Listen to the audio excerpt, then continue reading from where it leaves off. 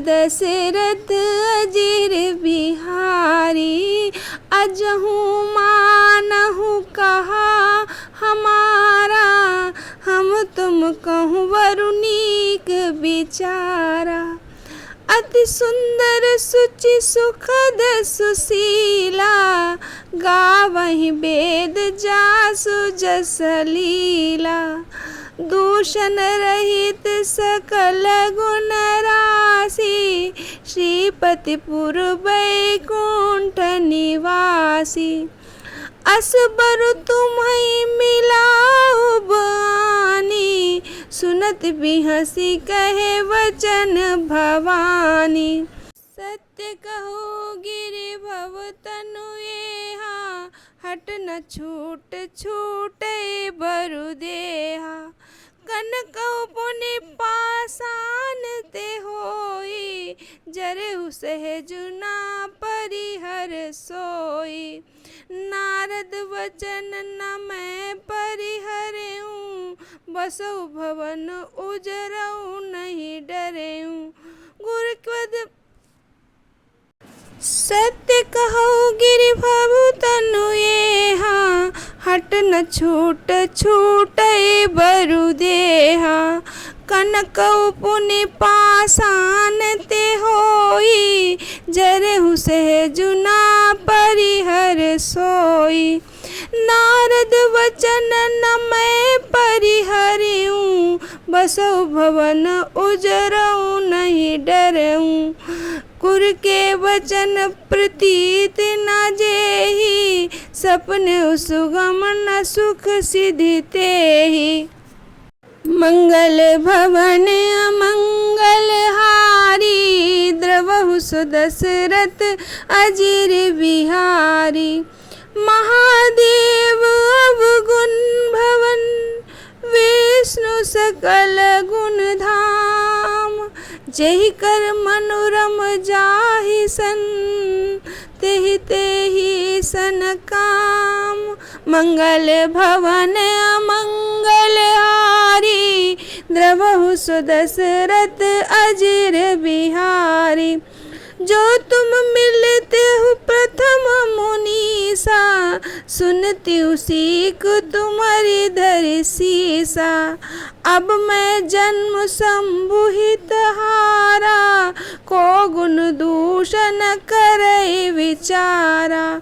जो तुमरे हट हृदय विशेषी, रही न जाए बिन किए बिरेसी। तौ कौतुक कहने आल सुनाई, बर कन्या अनेक जग माई। जन्म कोटि लगी रगर हमारी, बरहु शंभु न तरहु कुंवारी। तजहु न नारद कर उपदेशु, आप कहीं सतबार महेशु। मैं पापरहु कहीं जगदम्बा, तुम ग्रह गबनौ भयो विलंबा। देख प्रेम बोले मुनि ज्ञानी, जय जय जगदम्बिके भवानी। मंगल भवन अमंगल हारी, द्रवहु सु दशरथ अजीर बिहारी। तुम माया भगवान शिव, सकल जगत पितु मातु। नाई चरण सिर मुनि चले, पुनि पुनि हर्षत गातु। मंगल भवन अमंगल हारी, द्रवहु सु दशरथ अजीर बिहारी। जाय मुनि हिमवंत पठाए, करि बिनती गिरि जई ग्रह लाए। बहुर सप्त ऋषि शिव पहि जाई, कथा उमा के सकल सुनाई। भय मगन शिव सुनत सनेहा, हर्ष सप्त ऋषि गवने गेहा। मन थिर कर तब शंभु सुजाना, लगे करन रघुनायक ध्याना। तारक असुर भयो तेहि काला, भुज प्रताप बल तेज विशाला। तेहि सब लोक लोकपति जीते, भय देव सुख संपत्ति रीते। अजर अमर सो जीत न जाई, हारे सुर कर विविध लड़ाई। तब बिरंच सन जाई पुकारे, देखे विध सब देव दुखारे। मंगल भवन अमंगल हारी, द्रवहु सो दशरथ अजिर बिहारी। सब सन कहा बुझाई विधि, धनुज निधन तब होय। शंभु शुक्र संभूत सुत, यही जीतै रन सोय। मंगल भवन मंगल हारी, द्रवहु सो दशरथ अजिर बिहारी। अब भी हमारा कहा मानो, हमने तुम्हारे लिए अच्छा वर विचारा है। वह बहुत ही सुंदर, पवित्र, सुखदायक और सुशील है, जिसका यश लीला वेद गाते हैं। वह दोषों से रहित, सारे गुणों की राशि, लक्ष्मी का स्वामी और वैकुंठपुरी में रहने वाला है। हम ऐसे वर को लाकर तुम्हें मिला देंगे। यही सुनते ही पार्वती जी हंसकर बोली, आपने ये सत्य कहा। मेरा शरीर पर्वत से उत्पन्न हुआ, इसलिए हट नहीं छूटेगा। शरीर भले ही छूट जाए, सोना भी पत्थर से ही उत्पन्न होता है, पर वो जलाए जाने पर भी अपना स्वभाव सुवर्ण तो नहीं खोता। अतः नारद जी के वचनों को मैं नहीं छोड़ दूंगी, चाहे घर उजड़े या बसे, मैं इससे नहीं डरती। जिसको गुरु के वचनों में विश्वास नहीं होता है, उसके सुख और सिद्धि स्वप्न में भी सुगम नहीं होते। माना कि महादेव जी अवगुणों का भवन है और विष्णु समस्त सद्गुणों का धाम है, पर जिसका मन जिसमें रम गया, उसे तो उसी से काम है।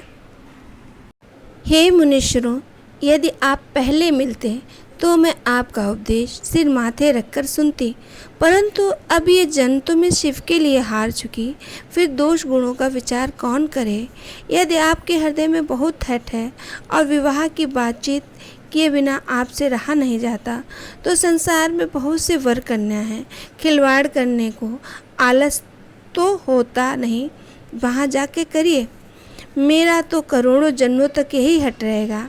मैं शिव को वरूंगी, अन्यथा कुंवारी ही रहूंगी। स्वयं शिव जी भी ये आकर 100 बार कहें तो भी मैं नारद का उपदेश नहीं छोड़ूंगी।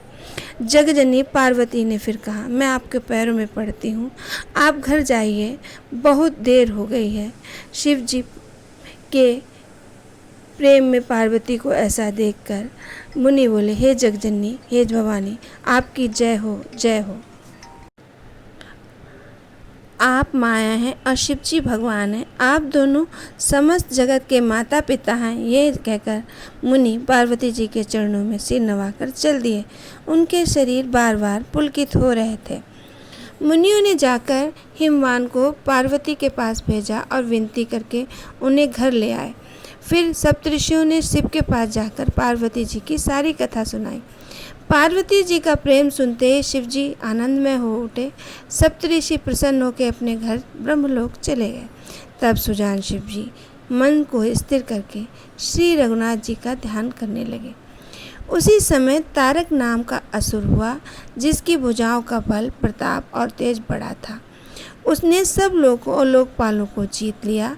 सब देवता सुख और संपत्ति रहित हो गए। तब वह अजर अमर हो था, इसलिए उसे जीता नहीं जा सकता था। देवता उसके लिए बहुत तरह की लड़ाइयाँ लड़कर हार गए। तब उन्होंने ब्रह्मा जी के पास जाके पुकार लगाई। ब्रह्मा जी ने सब देवताओं को दुखी देखा, बोले और समझा के कहा, इस दैत्य की मृत्यु तब होगी जब शिव जी के वीर से पुत्र उत्पन्न हो और इसे युद्ध में वही जीतेगा। जय श्री राम।